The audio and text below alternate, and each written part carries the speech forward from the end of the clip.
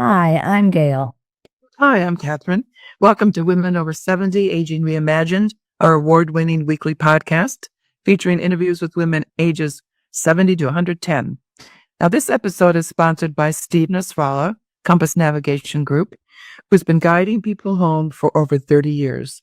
Steve builds strong relationships with clients so they can walk together through every step of the process to achieve their housing goals. And our sincere thank you to Wells Fargo North Shore Group for their ongoing support. And today today we're very happy to have in the studio with us Emilia DiMenco. She's known throughout Chicagoland for her support of entrepreneurs, particularly women and entrepreneurs from underserved communities. An immigrant herself, she was born in Lucca, Italy in 1954 and came to the United States with her parents and brothers in 1957 for a better life. She proudly became a citizen in 1968.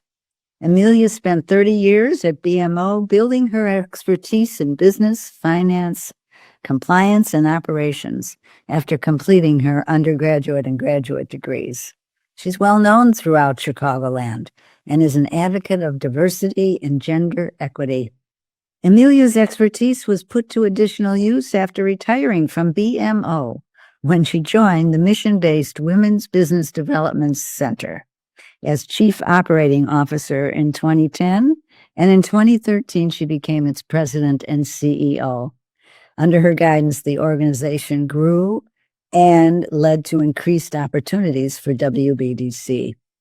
Emilia is immersed in the business community. Recent appointments were by the governor of the state of Illinois to sit on the Business Enterprise Program Council, and by the president of the Cook County Board to sit on the Economic Development Advisory Council. She's a member of numerous women's civic organizations, and she's received many recognitions and awards for her leadership, her impact, and actively assisting entrepreneurs to achieve their full potential. So, Emilia, welcome. I'm excited to be here with you, Gail and Catherine, today. We welcome you to Women Over 70 Aging Reimagined. You know, I have followed your career for almost 45 years, from BMO to WBDC, through my membership in the National Association of Women Business Owners. I just don't know how you do it all. And I don't know how the two of you do it, too. But, you know, there's work for us to do. That's absolutely right.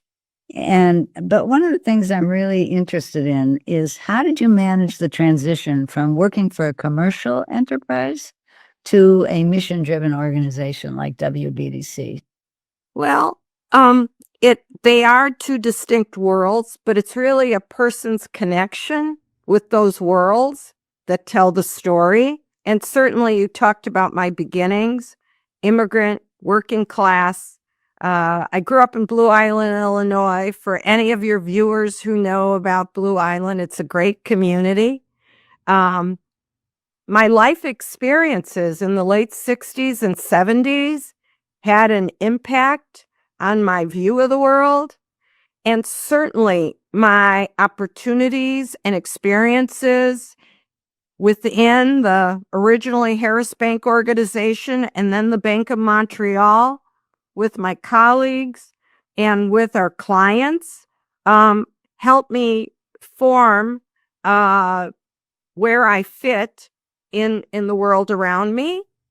I also, when I was there, for many, many years, I was the most senior woman in the commercial bank, and I'm happy to say they have more today. When I was there, I sat on in addition to my regular work, I sat on the bank's foundation board, and I sat on the bank's PAC. So I got to see the world from many, many dimensions, and I sat on a number of boards. My passion was for women and children, and one of those passions connected me to the Women's Business Development Center. So I was a board member for 7 years before I moved over to the WBDC. So when I when I retired from the bank, I was 56 years old, and I felt I had done what I needed to do at the bank, and it was time for me to move on and allow a younger generation to lead the bank. And I came over to the WBDC as chair of the long-term strategy committee to help with succession. We had two wonderful founders who had been there for 25 years. And here I am 15 years later.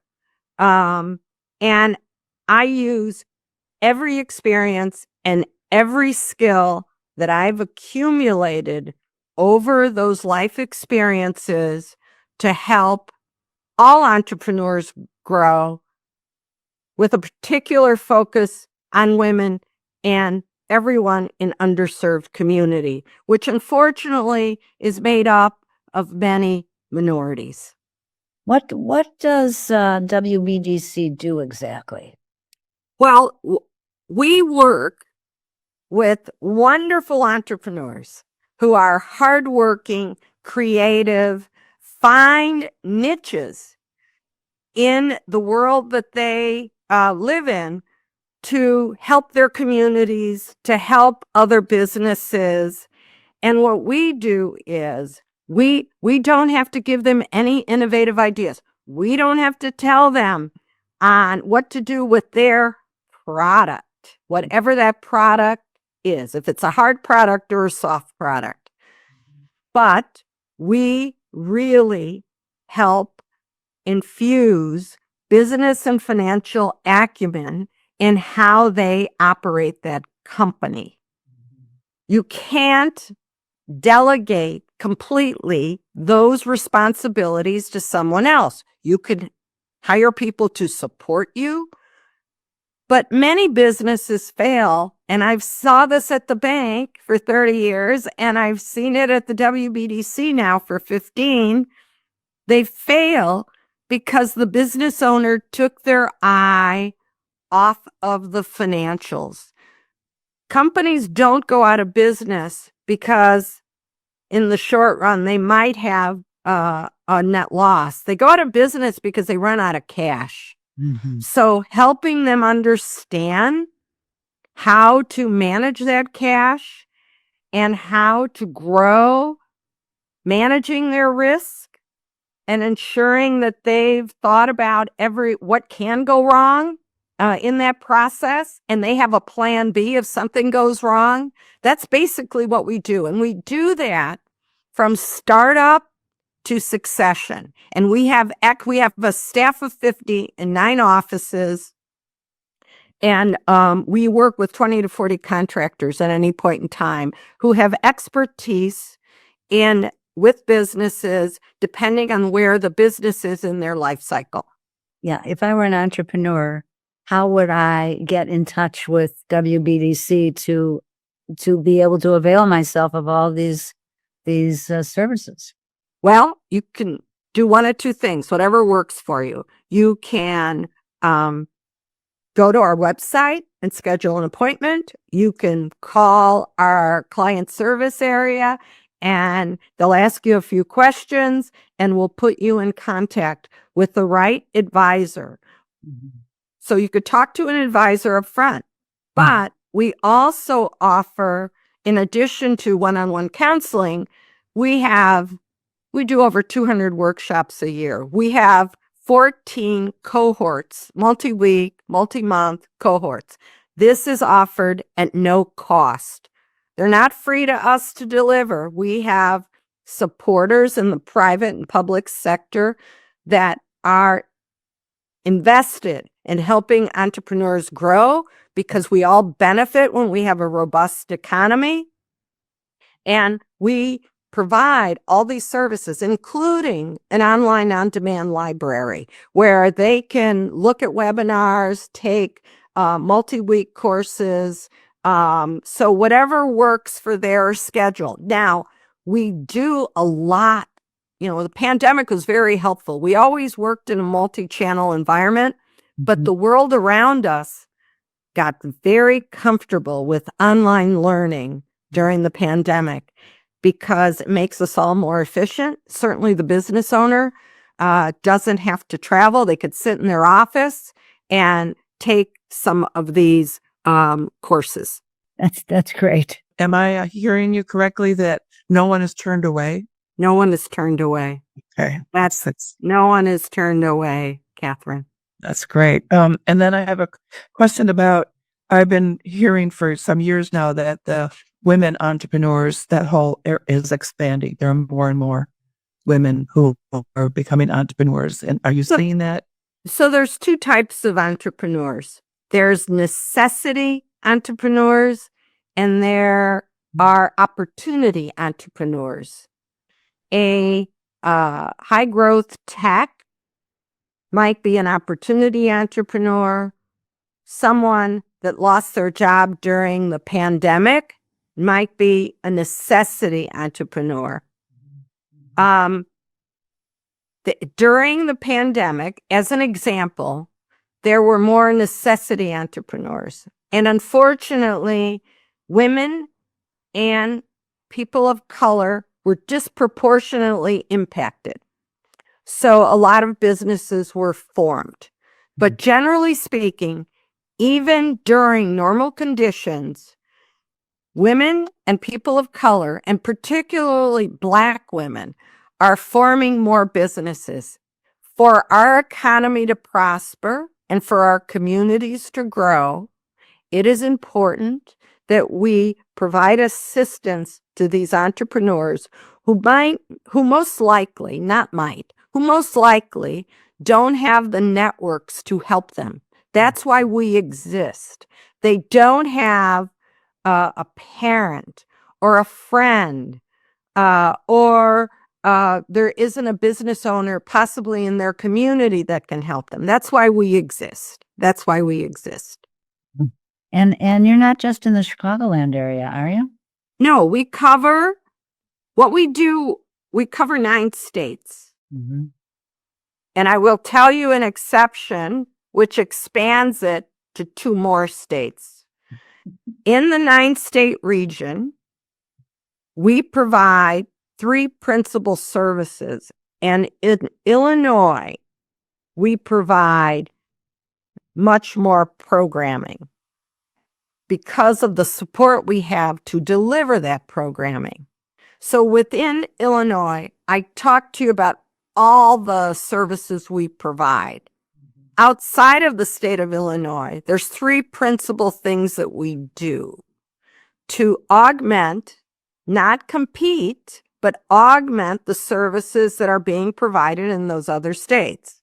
We certify women business owners, so those corporations and government entities that want to do business with a bona fide woman-owned, managed, and controlled business, we certify them under the WBDC, Women's Business Enterprise National Council umbrella. There's 14 of us that do it throughout the United States, and we are assigned a region. The second thing we do is we help women build capacity. They're established businesses, and then we help facilitate contracting for them. So that is our principal work outside of the state of Illinois. What does that mean when you say you help them build capacity? So a lot of business owners, they've already started. Mm-hmm. They might have revenues of 100,000. They want to do business with a government entity, or they want to do business, let's say, with General Mills in the Twin Cities. The people in procurement consider a small business like that, in most cases, high risk. High risk. Can they really deliver what I need? So what we do is we help introduce them to smaller businesses who might do business with them because of the quality and pricing of their work. And we also encourage them to do business with other small businesses. before they pursue General Mills. So we help them make sure they have the right financials. We make sure that they access capital. We help them meet other small business owners, other women business owners, to build their capacity in that manner. So when they do go to General Mills, we get their revenues up to $250,000 or $500,000. Wow. It's quite a service. Well, it's we were established in 2026. We will be 40 years old. Our two founders, Hetty Ratner and Carol Dougal, who led the organization for 25 years, were pioneers in this space. In 1986, women were starting to really get engaged in the business community. The CEO suite was far away from where they were. And the brilliance of Hetty and Carol was, why don't you just start your own company and you'll get to that CEO suite faster, and you'll create wealth for you and your family. And one of the things that's wonderful about entrepreneurs, they don't forget where they came from, and they're very, very helpful to help others grow. They are helpful in investing in their communities. They don't forget where they came from. So they accelerate, if I may, the next generation moving forward and growing. Mm-hmm. Yeah, that's terrific. And so where are we with the question of diversity and equity? How? Oh, go ahead. No, you go. So there's, in the private sector right now as we speak, as a result of the Supreme Court's decision on the Harvard case and many groups across the nation suing public and private organizations and companies that have supplier diversity programs, it has created some fear and some pause. I wrote an op-ed 48 hours ago and talked about the fact that while, let's call them set-aside programs, have been somewhat helpful, the reason women and minority business owners have been able to grow their businesses in a sustainable manner is because they compete on price and quality. I don't care what contract an entrepreneur receives. If you don't provide quality services or product, and you don't make deliveries, and it's not a competitive price, it's not sustainable. So I believe that women and minority business owners will continue to thrive and grow, not because of the set-aside programs or they'll survive and grow because they produce quality products and services at competitive prices, and they're very agile. I can give you examples of how a small business was able to compete with a large business because of their innovation and because they're resourceful and because they are responsive and agile. Mm-hmm. And you mentioned procurement earlier. Many folks don't know what procurement is. Do you want to just give us a little lesson in that? Sure. When I use the term, and when others use the term procurement, we're talking about the buyers, the decision makers. And in a large corporation, they have procurement departments. people whose sole responsibility is to buy the products and services that this larger company will need over the next 12, 24, 36 months. Mhm.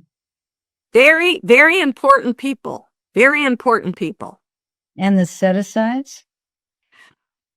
When set aside is normally used, it's used in a more formal sense, which is that the government might require that a certain percent of contracts go to underserved communities. Mhm. Those are really small programs. They have minimal impact. Where most of the activity is where the business owner is competing across the board with others and wins the opportunity solely based on quality and price. And I don't want to minimize that the set-asides are helpful. I don't want to minimize it because those programs will give an entrepreneur with an innovative idea the opportunity to participate in a larger contract. I don't want to minimize it, but the sustainability factor has to do with quality and price. It has to do with nothing else but quality and price and responsiveness. Mhm. Makes sense. Sure. Sure. Great. So, Catherine, you had a question. Well, I was just wondering, look at your crystal ball and what do you see in the future for women entrepreneurs? Well, I think the next 4 years are going to be challenging, but particularly the next two because of the change in the administration. So I don't know and what I'm referring to is the impact it'll have on the economy. All businesses are impacted by economic cycles. The most significant economic cycle was the pandemic. So in an environment of growth, and depending on the impact of tariffs, how all of that is managed, interest rates, but it'll be driven by economic growth. So women and minorities and all entrepreneurs will be the beneficiary of an expansionary environment. Additionally, at the end of the day, employees, customers, and investors will determine the diversity within a company and the diversity within the supply chain. At the end of the day, we are in the hands of a robust economy coupled with the power of employees, shareholders, and customers, clients, those who buy the products off the shelves. So it's really in our hands. The future is really in our hands. That's good. Thank you. So, what's next for you? Well, it is sort of top of mind for me these days because I will be retiring as of June 30th. And, hopefully in the next, the board is working on succession. We're in a really good place. Let me just say, we're in a really good place. But I'm going to focus on health and wellness, of course, which we always need to do that, particularly once we're in a more advanced age. I'm going to adventure through travel is a big part of what I want to do. I have a son who's engaged, and he and his fiance have careers. I want to be supportive of them and their family. We know what it's like to be a working parent, and the challenges that come with it. I just want to make it a little bit easier for them. And I have two, so far, this is my list. I have two ways I really want to learn more. One is I've had music lessons as a child, but I can't remember anything. But I want to take piano lessons. And my dad, I told my dad I wanted to take piano lessons. He said, we own an accordion. You're going to take accordion lessons. Is any good Italian? And then I want to learn, I want to dig deeper into world history to better understand some of the conflicts that we're experiencing today, and to